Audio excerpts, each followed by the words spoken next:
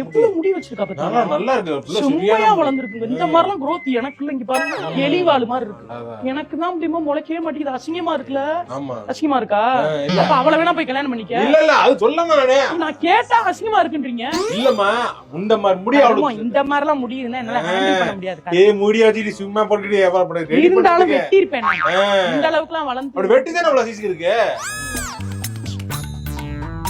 போமா போமா இங்க நிக்காத.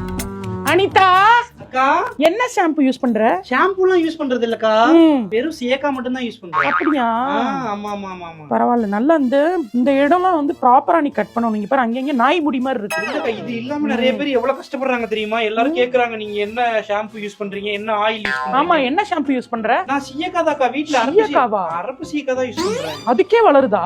ஐயோ, அது வளர்ந்துகிட்டே இருக்கு. நான் நடுவுல நிப்பாட்டி இருந்தேன். நான் 5000 ரூபாய்க்கு வாங்கி தேய்க்கிறேன், ஒரு அளவு முளைக்க மாட்டேங்குது.